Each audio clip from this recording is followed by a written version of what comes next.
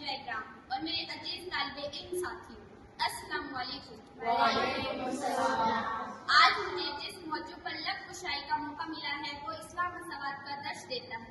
اس سے پہلے کہ میں آج کے عنوان کی طرف آؤں، میں نہایت قابل احترام اساتذہ اکرام کا شکریہ ادا کرنا ضروری سمجھتی ہوں کہ جنہوں نے وقت کی نزاکت کا ادراک کرتے ہوئے نہایت اہم موضوع کا انتخاب کیا ہے۔